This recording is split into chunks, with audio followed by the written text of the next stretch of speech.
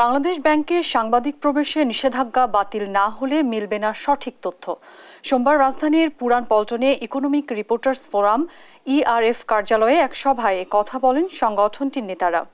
Bank খাতে চলমান অনিয়ম, লুটপাট ও অর্থ পাচারের তথ্য চেপে রাখতেই কেন্দ্রীয় ব্যাংকে সাংবাদিক প্রবেশে নিষেধাজ্ঞার কারণ খুঁজে দেখার দাবি জানায় সংগঠনটি। এ সময় বাংলাদেশ ব্যাংকে সাংবাদিক প্রবেশ নিয়ে আওয়ামী লীগ সাধারণ সম্পাদক ওবায়দুল কাদেরের মন্তব্যের সমালোচনা করেন বক্তারা।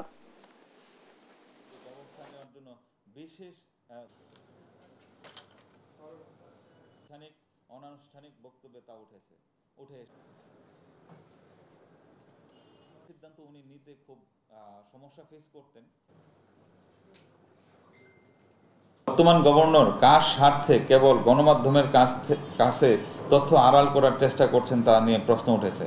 কোনো ভুল নীতির কারণে অর্থনীতিতে আরও বড় চাপ তৈরি হলে তার দায়ভার আমাদের সবার উপরে পড়বে। এরকম অবস্থায় আমাদের একমাত্র প্রত্যাশা আগের মতোই অবাধ তথ্য প্রবাহ নিশ্চিত হোক। এই জন্য কেন্দ্রীয় ব্যাংকে সাংবাদিক প্রবেশে নিষেধাজ্ঞা তুলে দেওয়ার জোর দাবি জানাচ্ছি। রাজনৈতিক দলের সাধারণ সম্পাদক, ওনার কাছ থেকে আমরা দায়িত্বশীল বক্তব্য আশা করি, কিন্তু ওনার বক্তব্য আমরা টেলিভিশনে বা সংবাদপত্রে যেটুকু দেখেছি যে উনি বিষয়টা নিয়ে পুরোপুরি ওয়াকিবহাল না।